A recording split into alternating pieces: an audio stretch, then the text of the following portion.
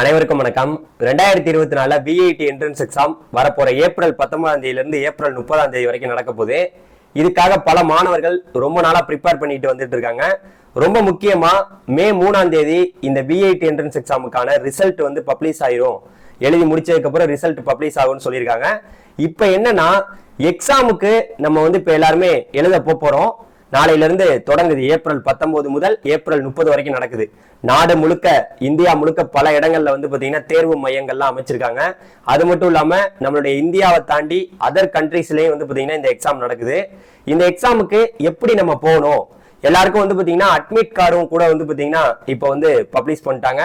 நீங்க வெப்சைட்லயும் போய் பாத்துக்கலாம். உங்களுடைய மெயில் ஐடிக்கும் வந்து ஷேர் பண்ணிட்டாங்க. இப்ப ரொம்ப முக்கியமா நிறைய இன்ஸ்ட்ரக்ஷன் வந்து கொடுத்துருக்காங்க. என்னென்ன விஷயங்களை நீங்க கரெக்டா ஃபாலோ பண்ணணும் அப்படின்னு கொடுத்துருக்காங்க. அதை பத்தி தான் இந்த வீடியோவில் நம்ம டீட்டெயிலா பார்க்க போறோம். இது வரைக்கும் நம்ம சேனல் நீங்க சப்ஸ்கிரைப் பண்ணலாம், சப்ஸ்கிரைப் பண்ணுங்க. நானும் உங்கள் ட்ரெண்டிங் தமிழ் கோபி. ஹலோ டிடிஜேஸ். மொதல் விஷயம் என்னன்னா, அவங்க இன்ஸ்ட்ரக்ஷன் கிட்டத்தட்ட ஒரு 13 இன்ஸ்ட்ரக்ஷன் கொடுத்துருக்காங்க. அவங்களுடைய அந்த உங்களுடைய அட்மிட் கார்டு வந்திருக்குல்ல, நிறைய பேருக்கு வந்திருக்கும். அட்மிட் கார்டு நிறைய பேருக்கு வந்திருக்கும். மேபி வரலன்னா கூட உங்களுக்கு வந்துரும். ஒன்றும் கவலைப்பட வேணாம். உங்களுடைய மெயிலுக்கு கண்டிப்பா ஷேர் ஆயிரும். அதுல வந்து பாத்தீங்கன்னா உங்களுடைய அந்த டெஸ்ட் சென்டர், நீங்க என்ன டெஸ்ட் சென்டர் கொடுத்தீங்க, அதுல என்ன டைம் கொடுத்தீங்க, எல்லாமே அதுல மென்ஷன் பண்ணிருப்பாங்க. அது மட்டும் இல்லாம நீங்க எந்த பிளேஸுக்கு போறீங்க, எந்த இடத்துல எக்ஸாம் எழுத போறீங்களோ அந்த இடத்த பிளேஸ் எல்லாம் கொடுத்துருப்பாங்க. கியூஆர் கோடு, அந்த கியூஆர் கோடு கூட நீங்க ஸ்கேன் பண்ணி அந்த இடத்துக்கு நீங்க அது எந்த பிளேஸ்ல இருக்கு அப்படின்னு பாத்துக்கலாம், அந்த சென்டர் எங்க இருக்குன்னு. இது மட்டும் இல்லாம ரொம்ப முக்கியமா நீங்க எப்படி போகணும், சில முக்கியமான இன்ஃபர்மேஷன் அவங்க கொடுத்துருக்க என்னன்னா, அட்மிட் கார்டு, அந்த அட்மிட் கார்டு இல்லாம உங்களை வந்து அனுமதிக்கவே மாட்டாங்க. அதனால அட்மிட் கார்டை எல்லாருமே தயாரா கன்ஃபார்ம் அதை வந்து நீங்க டவுன்லோட் பண்ணி வச்சுங்க. அது ரொம்ப முக்கியமானது. அது இல்லாம எக்ஸாம் எழுத முடியாது. அடுத்து 2வது பாயிண்ட் அவங்க என்ன சொல்லியிருக்காங்க அப்படின்னு கேட்டீங்கன்னா, இந்த இ அட்மிட் கார்டு மட்டும் இல்லாம நீங்க அதோட வந்து பாத்தீங்கன்னா உங்களுடைய இந்த ஆதார் கார்டு, இல்லாட்டி வந்து பாத்தீங்கன்னா ஸ்கூலு, இல்லாட்டி உங்களுடைய காலேஜ் ஏதாவது ஒரு ஐடி கார்டு, அப்படி இல்லைன்னா வந்து பாத்தீங்கன்னா மேபி இந்த இதெல்லாம் வச்சிருப்பீங்க. அதாவது உங்களுக்கு வந்து கவர்மெண்ட் ஐடி கார்டு ஏதாவது இருக்குல்ல, அதெல்லாம் வச்சுக்கோங்க. இது 2வது பாயிண்டா கொடுத்துருக்காங்க. 3வது பாயிண்டா ரொம்ப முக்கியமா, நிறைய பேர் வந்து வெளிநாடுகள்ல இருந்து பாப்பீங்க. இந்தியா டைம் படி தான் இது நடக்கும். அதனால அதுல போட்டிருக்க டைம்ங்கிறது இந்திய டைம் அப்படிங்கிறத நீங்க தெரிஞ்சுக்கங்க. அதுக்கப்புறம் வந்து பாத்தீங்கன்னா ரொம்ப முக்கியமா நீங்க ஒரு வாட்டி மட்டும்தான் இந்த எக்ஸாம் அப்பியர் ஆகணும். அதை நீங்க வேற அப்ளிகேஷனை போட்டு இன்னொரு வாட்டி அப்பியர் ஆனீங்கன்னா உங்களுடைய அந்த அப்ளிகேஷன்ங்கிறது உங்களை வந்து டிஸ்குவாலிஃபை பண்ணிடுவாங்க. அதை தெரிஞ்சுக்கங்க. அடுத்து என்ன சொல்லியிருக்காங்க அப்படின்னு கேட்டீங்கன்னா, நீங்க இந்த சப்ஜெக்ட் சூஸ் பண்ணிருக்கீங்களா, இந்த பயாலஜி இல்லாட்டி மேக்ஸ், இதுல என்ன சப்ஜெக்ட் அப்படிங்கிறத அவங்களுடைய அந்த இ அட்மிட் கார்டையும் பார்ப்பாங்க. நீங்க எக்ஸாம் எழுத போகலையே என்ன எக்ஸாம் எழுத வந்திருக்கீங்கிறத அவங்க டெஸ்ட் பண்ணுவாங்க, கண்டிப்பா பார்ப்பாங்க அப்படின்னு போட்டிருக்காங்க. அது மட்டும் இல்லாம ரொம்ப முக்கியமா 60 நிமிஷம், அதாவது வந்து பாத்தீங்கன்னா நீங்க எக்ஸாம் ஹாலுக்கு போறதுக்கு முன்னாடியே 60 நிமிஷம் முன்னாடியே நீங்க போயிடணும். இப்ப வந்து பாத்தீங்கன்னா எக்ஸாம் நடக்குதுன்னா அதுக்கு முன்னாடி 60 நிமிஷத்துக்கு முன்னாடியே நீங்க ஒரு மணி நேரத்துக்கு முன்னாடியே இங்க இருக்கணுங்கிறாங்க. 1 மணி நேரத்துக்கு முன்னாடியெல்லாம் இல்ல, நீங்க ஒரு 2 மணி நேரத்துக்கு முன்னாடியே போயிருங்க. ஏன் பதட்டமா அப்ப போய் கடைசி நேரத்துல அங்க போய் நின்றுட்டு இருக்காம கொஞ்சம் முன்னாடியே போய் எக்ஸாமுக்கு போயிட்டீங்கன்னா கொஞ்சம் பதட்டம் இல்லாம நீங்க எக்ஸாம் அட்டன் பண்ணலாம்.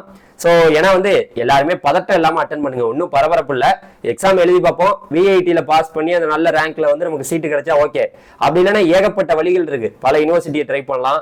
அப்படி இல்லைன்னா டிஎன்ஏ கவுன்சிலிங் போகலாம். நிறைய விஷயங்கள் இருக்கு. அதனால யாரும் பயப்பட தேவையில்லை. அடுத்து வந்து பாத்தீங்கன்னா ரொம்ப முக்கியமா அவங்க கொடுத்திருக்க இன்ஸ்ட்ரக்ஷன் என்னன்னா, இந்த எக்ஸாம் எழுத போறவங்க யாருமே இந்த எலக்ட்ரானிக்ஸ் டிவைஸ், அதாவது வந்து கால்குலேட்டரோ இல்ல மொபைலோ எதையுமே கொண்டு போக கூடாது. கொண்டு போனா கூட நீங்க வெளியில உங்க பேரண்டோட போனீங்கன்னா உங்க பேரண்ட்டை கொடுத்துட்டு போய் எக்ஸாம் எழுதிட்டு வெளில வாங்க. தயவு செய்து இதெல்லாம் கொண்டு போயிடாதீங்க. அப்புறம் நீங்க வந்து மால் பிராக்டிஸ் போட்டு உங்களை வந்து க்ளோஸ் பண்ணிடுவாங்க, டிஸ்குவாலிஃபை ஆயிருவீங்க. இது ரொம்ப முக்கியமான பாயிண்ட். அடுத்து என்ன வந்து பாத்தீங்கன்னா, உங்களுக்கு இந்த அலாட்மெண்ட், அந்த சீட் வந்து பாத்தீங்கன்னா உங்களுக்கு எந்த பிளேஸ் அப்படின்னு சொல்லியிருப்பாங்க. அது மட்டும் இல்லாம உங்களுக்கு அந்த இன்விஜிலேட்டர் வந்து உங்களுக்கு சைன் போட சொல்லுவாங்க. அந்த இ அட்மிட் கார்டுல உங்களை சைன் போட சொல்லுவாங்க. நீங்க அங்கே ஒரு கையொப்பம் போடுற மாதிரி இருக்கும் அப்படிங்கிறத சொல்லியிருக்காங்க. அதுக்கப்புறம் ஃபிங்கர் பிரிண்ட், உங்களுடைய கை ஃபிங்கர் பிரிண்ட், அதுக்கப்புறம் உங்களுடைய போட்டோ, இதெல்லாம் எடுத்து வச்சுக்கிறாங்க. ஏன்னா ஆள் மாறாட்டத்துல நிறைய பேர் பண்ணுவாங்க. அதாவது வந்து பாத்தீங்கன்னா இப்போ ஒரு ஆள் எக்ஸாம் எழுதுறதும் கவுன்சிலிங் டயத்துல வேற ஆள் வர்றதும் இந்த மாதிரி சிக்கல் இருக்கனால அவங்க வந்து பாத்தீங்கன்னா இந்த ஃபிங்கர் பிரிண்ட், அப்புறம் வந்து பாத்தீங்கன்னா உங்களுடைய ஃபேஸ் ஒரு போட்டோ வந்து பாத்தீங்கன்னா எடுத்து வச்சுக்கிறதாக அவங்க சொல்லியிருக்காங்க. இந்த ஆள் மாறாட்ட வேலைகள்லாம் நடக்காம இருக்க. இன்னொரு விஷயம் என்னன்னு கேட்டீங்கன்னா, இந்த எக்ஸாம் வந்து பாத்தீங்கன்னா 2.5 மணி நேரம் நடக்குது. நீங்க தயவு செய்து அந்த எக்ஸாமை முடிச்சுட்டு தான் வெளில வரலாம். அதுக்கு முன்னாடி எல்லாம் நான் முடிச்சுட்டேன், நான் வெளியில போகணும், நான் வந்து எக்ஸிட் ஆகணும் அப்படின்லாம் நீங்க சொல்ல முடியாது அப்படிங்கிறத மென்ஷன் பண்ணியிருக்காங்க. அதுக்கப்புறம் வந்து பாத்தீங்கன்னா இந்த எக்ஸாம் வந்து பாத்தீங்கன்னா நீங்க அப்பியர் ஆகும்போது, அதாவது ரொம்ப முக்கியமா இதுக்கு வந்து நீங்க அப்பியர் ஆகும்போது தயவு செய்து தெரிஞ்சுங்க, அந்த டேட்ல உங்க ஃப்ரெண்டு யாராவது விஐடி அப்ளிகேஷன் போட்டிருந்தாலோ இல்ல எக்ஸாம் எழுத போறவனாலோ தயவு செய்து போக முடியாம போச்சுன்னா அப்புறம் விஐடி வந்து உங்களுக்காக இன்னொரு எக்ஸாம் சென்டரோ அதெல்லாம் போட்டு கொடுக்க மாட்டாங்க. ஒரு வாட்டி தான், இன்னொரு வாட்டியெல்லாம் உங்களுக்கு எக்ஸாம் சென்டர்ல எல்லாம் போய் நீங்க எழுத முடியாது அப்படிங்கிறத தெரிஞ்சுக்கங்க. அதை மட்டும் அவங்க மென்ஷன் பண்ணியிருக்காங்க. அதுக்கப்புறம் ரொம்ப முக்கியமா உங்களுக்கு வந்து பாத்தீங்கன்னா அந்த பர்சன்டைல், நீங்க எக்ஸாம்லாம் எழுதுனதுக்கு அப்புறம் உங்களுடைய பர்சன்டைல பார்த்து உங்களுக்கு வந்து பாத்தீங்கன்னா அந்த பர்சன்டைல் மெத்தட்ல அதை ஃபாலோ பண்ணி உங்களுக்கு ரேங்க் வந்து பப்ளிஷ் பண்ணுவாங்க. அந்த ரேங்க் அடிப்படையில தான் உங்களுக்கு வந்து என்ன கோர்ஸ் நீங்க வந்து சிஎஸ்சி எடுக்க போறீங்களா, ஐடி எடுக்க போறீங்களா, இல்ல வேற என்ன மாதிரி இசிஇ என்னென்ன கோர்ஸ் எல்லாம் நீங்க சூஸ் பண்ணலாம் அப்படிங்கிறத உங்களுடைய ரேங்க் அடிப்படையில தான் கொடுப்போம் அப்படின்னு மென்ஷன் பண்ணியிருக்காங்க. ஸோ இன்னொரு முக்கியமான விஷயம், மே 3ஆம் தேதி இதோடைய ரிசல்ட் வந்துரும்னு போட்டிருக்காங்க அந்த இன்ஸ்ட்ரக்ஷன்லயே. அப்படி வந்துருச்சுன்னா நம்ம அதுக்கு அடுத்த கட்டமா கவுன்சிலிங்க்கு நம்ம அப்பியர் ஆகலாம். அவங்க வந்து பாத்தீங்கன்னா கூப்பிடுவாங்க. இந்த ரேங்க் வரைக்கும் இருக்கிறவங்களுக்கு மேபி கிடைக்கலாம். போன வருஷம்லாம் வந்து பாத்தீங்கன்னா இந்த ரேங்க் வரைக்கும் இருக்கிறவங்களுக்கு தான் கிடைச்சிருக்கு அப்படிங்கிற மாதிரி எல்லாம் இருக்கு. விஐடியை பொறுத்த வரைக்கும் நம்ம ரொம்ப முக்கியமா சொல்றது என்னன்னா, இங்க வந்து நீங்க நல்ல ரேங்க் பர்சன்டேஜ் இருந்தா மட்டும்தான், நல்ல ரேங்க்ல இருந்தா மட்டும்தான் உங்களுக்கு சீட்டு. ஸோ வேற எந்த ஒரு நீங்க இதை வச்சும் போக முடியாது. அதனால எக்ஸாம் நல்லபடியா பண்ணுங்க. நம்மளுடைய சேனல் சார்பாக நிறைய பேர் வந்து பாத்தீங்கன்னா இந்த எக்ஸாம் எழுதுறதுக்காக தயாரா இருப்பீங்க. உங்க எல்லாருக்குமே வாழ்த்துக்கள்.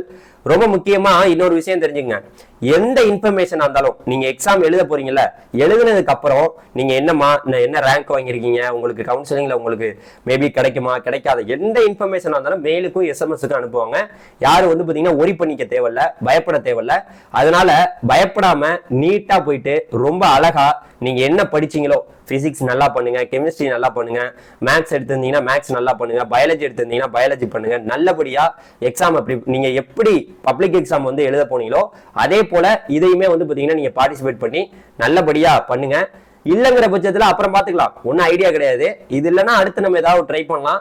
டோன்ட் வரி, நம்ம சேனல் இருக்கு. இது இல்லைன்னா வந்து பாத்தீங்கன்னா நம்ம ரொம்ப ரொம்ப முக்கியமான யூனிவர்சிட்டி இப்ப அமிர்தா இருக்கு. அமிர்தா இல்லைன்னா அதுக்கு அடுத்து வந்து பாத்தீங்கன்னா சாஸ்திரா இருக்கு. நம்ம தமிழ்நாட்டுல வேற நிறைய இருக்கு. இதுதான் ஃபோக்கஸ் பண்றது எல்லாருடைய ஆசை தான். பட் இருந்தாலும் கிடைக்கல அப்படிங்கிற பட்சத்துல நிறைய ஆப்ஷன்ஸ் இருக்கு அப்படிங்கறத சொல்லிட்டு இந்த வீடியோ முடிச்சுக்கிறேன். Thank you very much. அடுத்த வீடியோக்குள்ள பார்க்கலாம். நன்றி, வணக்கம். பாய் பாய் டிடிஜிஸ். தேங்க்யூ, பாய்.